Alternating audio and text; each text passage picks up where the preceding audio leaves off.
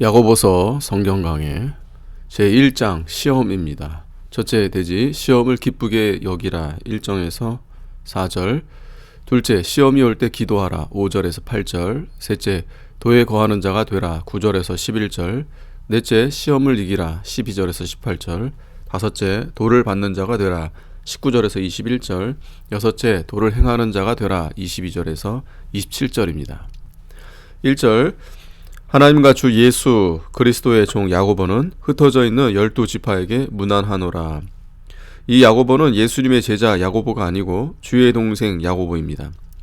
야고보가 하나님과 주 예수 그리스도의 종이라고 하는 것은 그가 예수를 잘 믿고 언제나 하나님과 예수 그리스도의 종 위치에 서 있었기 때문입니다. 성도가 종 위치에 있는 것이 참으로 중요합니다. 모든 성도는 다 하나님과 주 예수 그리스도의 종의 위치에 서 있어야 됩니다. 종의 세 가지 특징은 첫째, 언제나 자기 뜻대로 하지 아니하고 주인의 뜻대로만 해야 합니다. 곧 내 뜻대로는 하나도 하지 않고 다만 하나님의 뜻대로만 행할 수 있는 사람이라야 합니다. 둘째, 종은 자기를 위하여 살지 않고 주인을 위해서 사는 자입니다. 우리 성도들도 자기를 위해 살지 말고 다만 주님을 위해서 사는 자가 되어야 합니다. 셋째는 종은 모든 것을 자기의 것으로 삼지 않고 주인의 것으로 알고 일하는 자입니다. 그러므로 성도들도 모든 것이 주의 것인 줄 알고 자기 몸까지도 주의 것으로 삼아야 됩니다. 종은 언제나 자기의 소유권이 없으며 자주권도 없고 자기를 위할 권한이 없습니다. 성도는 종의 세 가지 특징을 바로 알고 언제나 종의 자리에서 주님의 뜻대로 순종해야 합니다. 야고보는 항상 종의 위치에 서 있었기 때문에 예루살렘 교회 감독으로 있었으며 초대교회 기둥과 같이 되었습니다. 초대교회 기둥을 말할 때 야고보를 게바보다 먼저 말하는 것은 그만큼 종의 심부름을 잘하였다는 증거입니다. 흩어져 있는 12지파에게 문안하노라. 이 야고보서는 흩어져 있는 12지파에게 보낸 것입니다. 이것은 각처에 흩어져 있는 이스라엘 사람들 중 예수를 믿는 사람들을 가리키는 것인데 궁극적으로는 세계 각국에서 예수 그리스도를 믿는 모든 성도들을 가리키는 것입니다. 2절, 내 형제들아 너희가 여러 가지 시험을 만나거든 온전히 기쁘게 여기라. 본서의 본론은 여러 가지 시험을 만나거든 온전히 기쁘게 여기라는 말로 시작합니다. 세상에는 여러 가지 시험이 많이 있습니다. 시험이 올 때 슬퍼하지 말고 기뻐하라는 것입니다. 신앙생활을 하는 사람은 여러 곳에서 여러 면으로 여러 종류의 시험을 늘 당하게 됩니다. 그러한 시험이 들어올 때 낭망하는 사람도 생기고 너무 시험이 커서 견딜 수 없다는 사람도 생깁니다.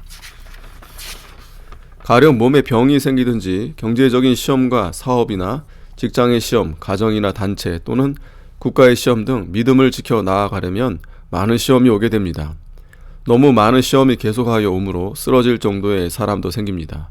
또 어떤 사람은 여러 가지 시험이 들어올 때 마음 가운데 반항이 생겨 발악적으로 나아가려고 합니다. 예를 들면 생활이 곤란하니까 아이들을 죽이고 자기도 죽는 사람도 있습니다. 이런 사람은 발악적으로 나아가는 사람입니다. 또 어떤 사람은 다른 사람을 원망하기도 합니다. 그러나 하나님께서는 너희가 여러 가지 시험을 만나거든 온전히 기쁘게 여기라고 말씀했습니다. 병이 들어 죽을 지경에 이르든지 병신이 되었든지 죽게 될지라도 너희는 온전히 기쁘게 여기라는 것입니다. 왜 기쁘게 여겨야 하는가? 보통 사람은 시험이 있다가 끝나고 없어져야 비로소 참 기쁘다 라고 하는데 성경에는 시험이 없다가 생길 때 기뻐하라고 했습니다. 기뻐하되 보통 기뻐하라는 것이 아니고 온전히 기뻐하라고 했습니다. 그 이유는 다음 절에 해석이 나와 있습니다. 3절, 이는 너희 믿음의 시련이 인내를 만들어내는 줄 너희가 알미라. 인내를 온전히 이루라. 이는 너희로 온전하고 구비하여 조금도 부족함이 없게 하려 함이라. 아버지께서는 우리를 온전하고 구비하여 조금도 부족함이 없게 하려고 모든 시험을 은혜로 주셨으며 복으로 주신 것입니다. 하나님께서는 은혜와 복이 아니면 우리에게 주시지 않으십니다. 하나님께서는 은혜와 복이 아니면 우리에게 주시지 않습니다. 하나님께서 우리를 만들려고 주신 것이기 때문에 우리는 감사히 받고 기쁘게 여겨야 됩니다. 시험을 주실 때 망하라고 주시는 것이 아니며 또 하나님께서 나를 저주하려고 주시는 것이 아닙니다. 하나님께서 내게 시험을 주신 것은 나를 만들려고 어떻게 하든지 바로 세우려고 시험을 주시는 것입니다. 시험이 없이는 되는 법이 없습니다. 하나님께서 우리를 얼마나 아끼고 사랑하시느냐 하면 우리를 시기하기까지 우리를 사모하신다고 했습니다. 야고보서 4장 5절. 성령이 우리를 시기하기까지 사모한다는 것은 어떻게 하든지 하나님께만 향하게 하려고 하는 마음이 간절함을 뜻합니다. 우리가 다 길 잃은 양과 같고 탕자와 같은 자이지만 독생자의 피를 흘려 값으로 샀고 하나님의 자녀로 만들어 놓았습니다. 그러나 우리가 하나님의 자녀로서 전적으로 하나님께 바쳐드리지 못하고 하나님의 자녀로서의 자격을 갖추지 못할 때 하나님은 너무 안타까워서 탄식하시며 시기하기까지 우리를 아끼고 사랑하시어 하나님의 사람으로 온전케 만들려고 시험을 주지 않을 수 없어 여러 가지 시험을 당하게 하시는 것입니다. 우리를 바로 세우려고 시험을 주시는 것이므로 이것을 생각할 때 참으로 하나님의 은혜가 감사하고 찬송하는 마음이 나오지 않을 수 없는 것입니다. 3절. 이는 너희 믿음의 시련이 인내를 만들어 내는 줄 너희가 알미라. 믿음에는 시련이 있어야 되고 시련에는 인내가 있어야 됩니다. 그렇게 되면 온전하고 구비하여 조금 더 부족함이 없게 되어집니다. 시험이 들어올 때 첫째는 온전히 기쁘게 여겨야 되고, 둘째는 하나님 앞에 가까이 나아가서 하나님을 찾아야 되고, 셋째는 말씀에 바로 서서 그대로 걸어가야 되고, 넷째는 끝까지 참아야 됩니다. 시험은 하나님께서 은혜와 복으로 주시는 것인 줄 알고 기뻐하고 그 사랑에 감사해야 되고, 하나님을 간절히 사모하고 은밀한 골방에 들어가 하나님을 만나는 데까지 나가야 됩니다. 시험이 올 때 사람의 모든 방책은 쓸데없는 것이기 때문에 여러 사람에게 찾아다니며 물어보아도 소용이 없습니다. 다만 감사한 마음을 가지고 하나님께 온전히 돌아가서 옛날의 제단을 다시 쌓아야 됩니다. 여기 연단이란 몇 가지 뜻이 있습니다. 첫째는 더러운 찌꺼기를 내어 버려야 된다는 것이고, 곧 쇠를 불에 녹여서 찌꺼기를 제거하는 것과 같이 쓰지 못할 것이 나에게 있는 것을 찾아서 제거함을 말합니다. 둘째는 약한 데서 강하게 하는 것입니다. 약한 것을 불에 여러 번 넣으면 강하게 됩니다. 우리도 잘못된 줄 알면서 끊지 못하고 옳은 줄 알면서도 따라가지 못하는 것은 약하기 때문입니다. 이런 약한 것을 강하게 만들어 나아가야 됩니다. 셋째는 쓸만한 그릇을 만드는 것입니다. 곧 건설하는 면을 말합니다. 그것이 좋은 사람이 되어 나아가는 것입니다. 그러므로 우리의 믿음은 연단을 받아 점점 온전케 되어 나아갑니다. 연단이 없는 믿음은 숫덩이와 같아서 이를 당해 내지도 못하고 가치도 없습니다. 연단을 많이 받아야 찌꺼기를 버리고 강하게 되고 바로 건설되어 장성한 신앙이 되어 나옵니다. 그러므로 하나님 앞에 합당한 신자가 되어지는 것입니다. 4절. 인내를 온전히 이루라. 이는 너희로 온전하고 구비하여 조금 더 부족함이 없게 하려 함이라. 여러 가지 시험이 들어오는 것은 연단시키려 함입니다. 연단받는 데는 인내가 없이는 안 됩니다. 참고 견디는 것이 아주 중요합니다. 그러므로 김현봉 목사님은 어떤 사람이 기독교의 가장 요긴한 점이 무엇입니까? 하고 물었을 때 참고 견디는 것이다 라고 대답하였습니다.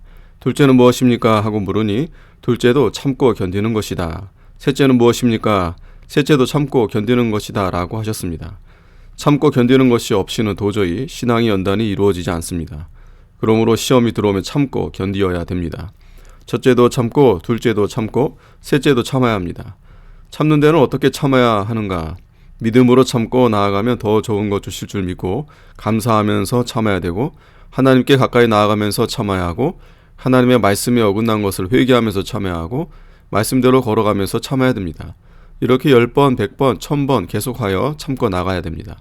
시험이 들어올 때는 고통이 따라옵니다. 그리고 그 고통을 참아야 합니다. 참는 데서 구원이 이루어져 나아가는 것입니다. 십자가 없는 세계를 구하지 말고 십자가가 있는 세계를 기뻐해야 합니다. 바울은 괴로움 받는 것을 즐거워했습니다. 내가 이제 너희를 위하여 받는 괴로움을 기뻐하고 그리스도의 남은 고난을 그의 몸된 교회를 위하여 내 육체에 채우노라. 골로새서 1장 24절. 사도 바울은 다른 사람을 위하여 고통받는 것을 즐거워했습니다. 사람이 고통을 당하지 않고 살려면 많은 사람을 상종하지 말고 혼자 사는 것이 좋으며, 집이 있는 사람보다 집 없는 사람이 더 낫습니다. 그는 불이 나도 걱정이 없고 홍수가 나도 걱정이 없습니다. 또 혼자 사는 것보다 죽은 사람이 고통이 없고 죽은 사람보다 나지 않은 사람이 고통이 없습니다. 그러나 나지 않은 것은 가치가 없는 것이니 가치란 나지 않은 사람보다 나서 죽은 사람이 더 있고 죽은 사람보다 산 사람이 더 있고 산 사람 중에서도 일하지 않는 사람보다 일하며 활동하는 사람이 더 있고 그 중에서도 큰 일을 맡아 고통을 많이 받으면서 참고 나아가는 사람이 더욱 가치가 있는 것입니다. 하나님의 말씀대로 더 순종하여 나아가며 참는 것만큼 가치가 더 있습니다. 고통을 당하는 것은 은혜인 줄 알아야 됩니다. 하나님께서 여러 가지 시험으로 고통을 주시는 것은 복으로 주시는 것인 줄 알고 감사함으로 받아야 됩니다. 시험 중에서는 하나님을 더욱 가까이 해야 합니다. 가까이 하지 않고는 살 수 없으며 가까이 하면 하나님께서 우리의 짐을 져주십니다. 날마다 우리 짐을 지시는 주 곧 우리의 구원이신 하나님을 찬송할지로다. 시편 68편 19절. 그러므로 천하의 고통이 다 닥쳐와도 걱정되지 않고 도리어 시원하도록 하나님이 도와주십니다. 예수님께서 십자가를 앞두고 겟세마네 동산에 올라가실 때 만대 만만의 죄악의 고통이 다 왔으니 그 고통이 얼마나 큰 것이었겠습니까? 그러나 예수님께서는 은밀한 가운데서 힘쓰고 애써 기도하셨으므로 하나님의 사자가 내려와서 그에게 힘을 주고 도와주었습니다. 그러므로 십자가를 찬미하며 마주 나아가실 수 있었습니다.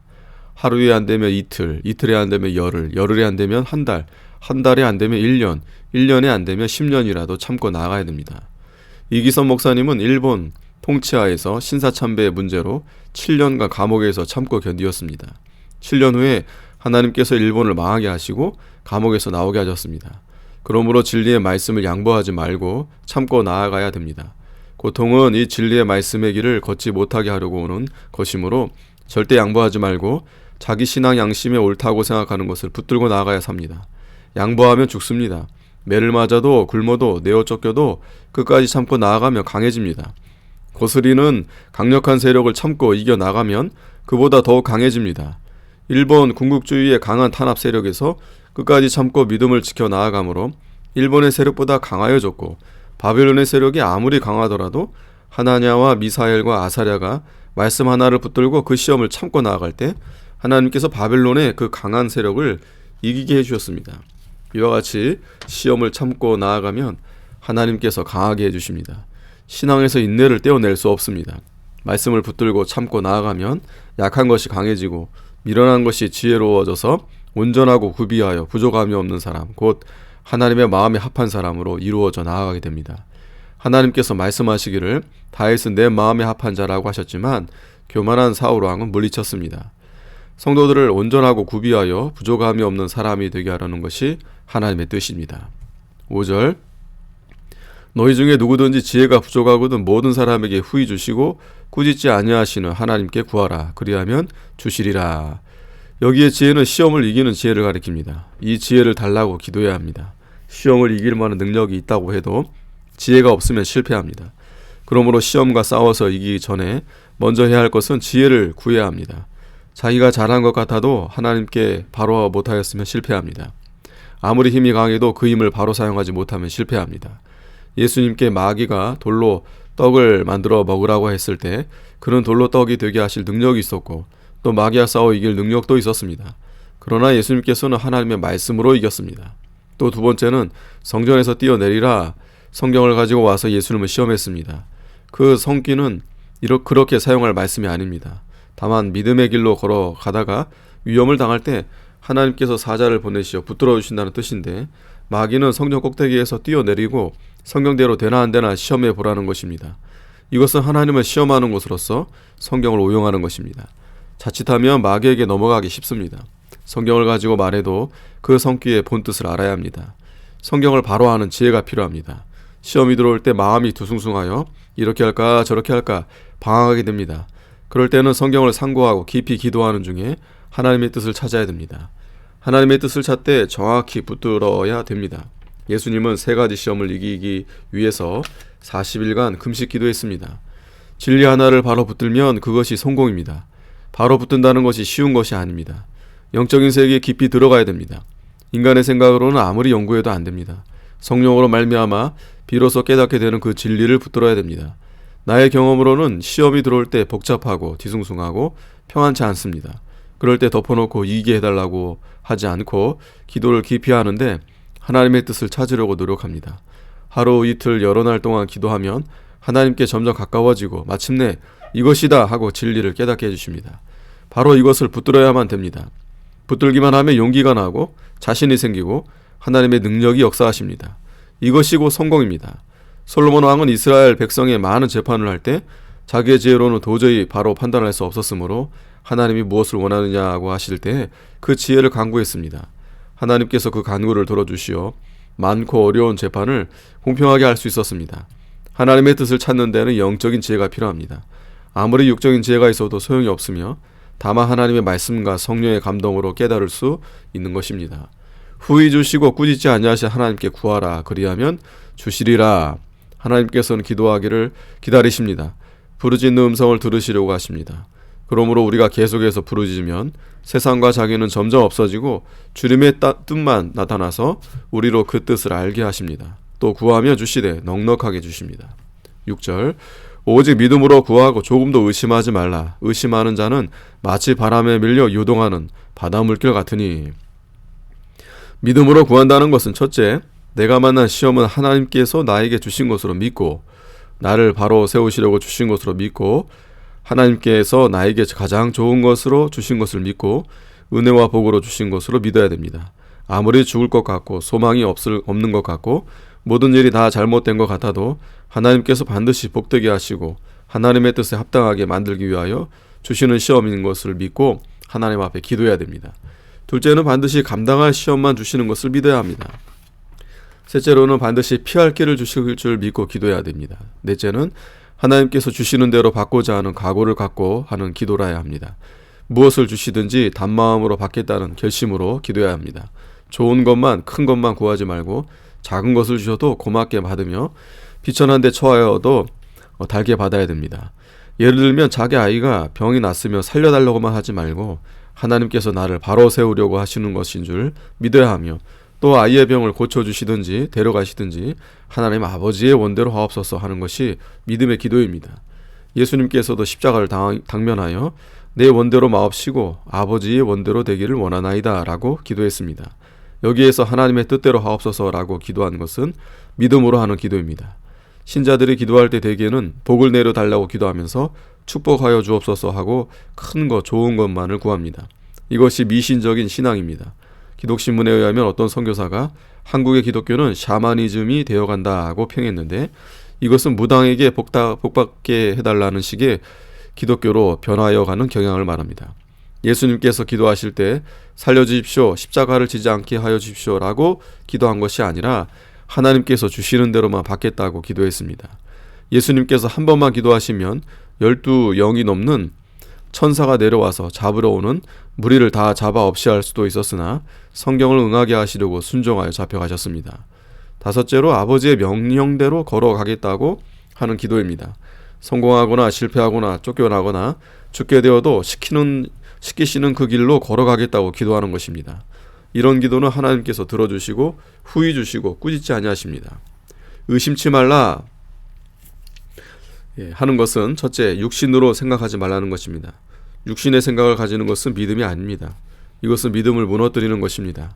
예를 들면 죽어도 좋다고 기도해놓고 죽으면 어떻게 하나 하는 것, 또는 아나니아 부부와 같이 하나님께 다 바치겠다고 토지 전부를 판 후에 다 바치고 나면 무엇을 먹고 살까 하는 염려가 되어 부부간에 다시 의논하여 얼마만 바치고 나머지는 감추었습니다. 이것이 의심하여 육신으로 돌아서는 것입니다. 베드로도 주는 그리스도시요 살아계신 하나님의 아들이십니다 라고 고백할 때에는 대사도의 자격이 있었습니다. 그때 주님은 칭찬하여 반석이라 하셨고 또 음부의 권세가 이기지 못하며 그 위에다 교회를 세우시겠다고 했습니다. 그러나 조금 후에는 주님께서 십자가를 멀리 하옵소서라고 했습니다. 이것은 육신의 생각으로 돌아선 것입니다. 예수님께서 내가 왜 하나님의 생각은 생각지 않고 사람의 일만 생각하느냐라고 꾸짖으셨습니다. 이것이 의심하는 것입니다. 시험에는 걱정, 근심, 두려움, 낭망 등이 따라옵니다. 평안할 때는 아무렇지 않다가 시험이 들어올 때 그런 생각이 따라 들어오게 되는 것입니다. 이것은 마귀가 넣어주는 것이기 때문에 주께 부르짖어서 물리쳐야 됩니다. 주여 하면 마귀가 다 도망치게 됩니다.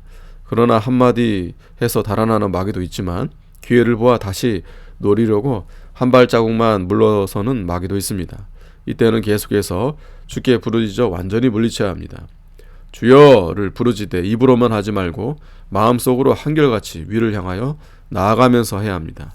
둘째로 의심하지 말라는 뜻은 믿음에서 떠나지 말라는 뜻입니다.